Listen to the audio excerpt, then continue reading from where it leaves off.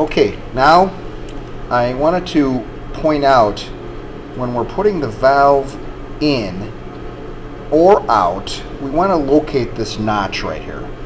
This notch will kind of let you know that you have your retaining reduction and enlargement to remove your valve easily and install it.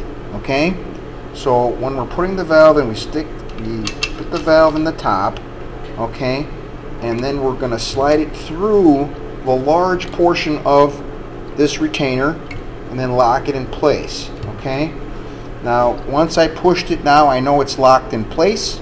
All right, and then all I have to do is just unwind the spring retainer and we have our valve installed.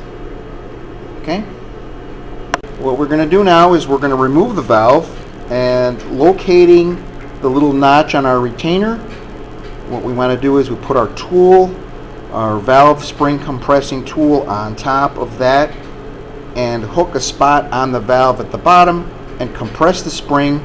Okay, so here we go with our tool. Okay, we got it in on top. Now we're compressing the spring. Okay, and as we compress the spring, oops, we didn't catch that top retainer really well, so sometimes you may have to do this a couple times. Okay, let's try again. Go in here and try to catch the spring. There. Sometimes you might hear a little snap telling you you're right on the money. So we compress the spring. Okay, give it a little pull, push or pull, and then we know that we have the valve out. There we go, voila.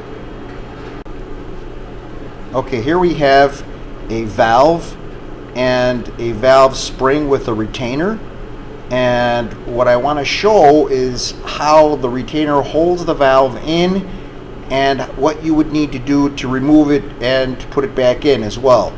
So when a valve is held in, it actually goes through this retainer, through the big side of the retainer, and then it gets locked in. Okay, gets locked in right in here. Okay, so if I was to put the valve back in, I would push the retainer and lock it in the stem of the valve. See this? There's a stem right here. It's like an indented spot and it fits right into the slot here. Okay, so when I put the valve back in, it locks right in here like this.